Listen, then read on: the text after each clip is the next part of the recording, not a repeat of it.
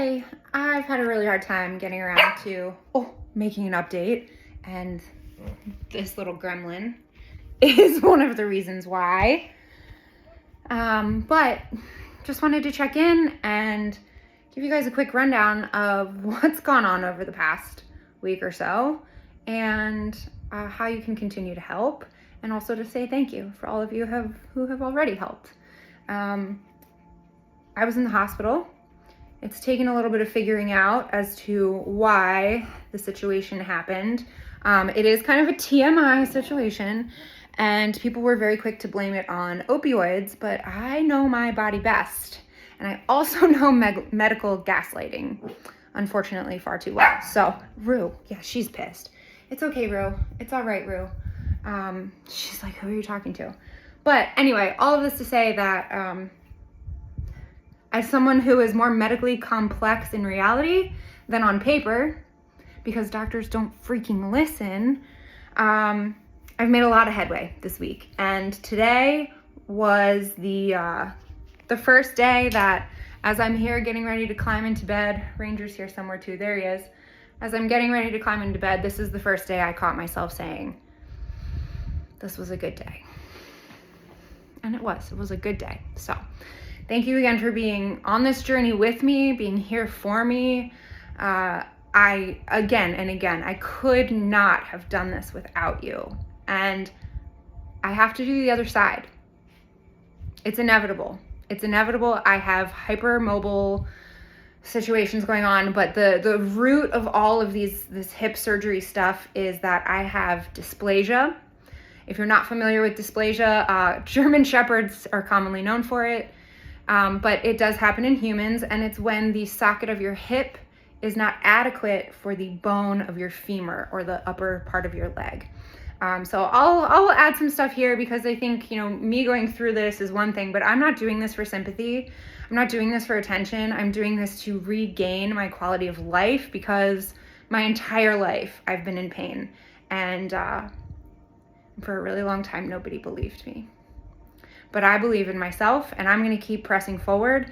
And part of that is going to be educating people on hip dysplasia, because if you have little ones, now is the time to get them screened. There's something called a Pavlik harness.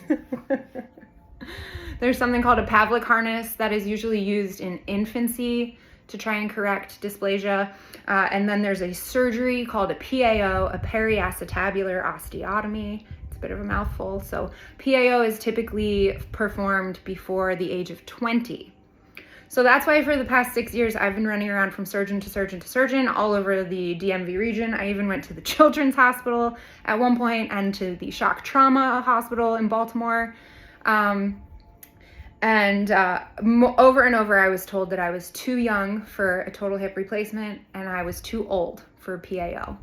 So eventually I said, what am I just supposed to not live? And things got really dark. And for a little while, I didn't want to live. And I credit Riley and the people who are closest to me for being the reasons why I'm still here, including these two little crazies, my little gremlins. But yeah, that's a little bit more about the story around all of this. And I know I'm kind of rambling more than I wanted to at this point. And I still owe you guys an update because I think it's important to keep you informed. If you're willing to support me, I'm about transparency and letting you know what's going on with me and where your donations are going. So they've been going to my basic living expenses, even things like groceries, toilet paper, dog food, but also been going to some pretty hefty copays. And physical therapy has not yet started because of all the setbacks and being in the hospital this week. Even just walking in the emergency room door, within 30 seconds, I got a text that it was a $350 copay on my insurance. And that does not include the CT scan or anything else that they did for me while I was in the ER.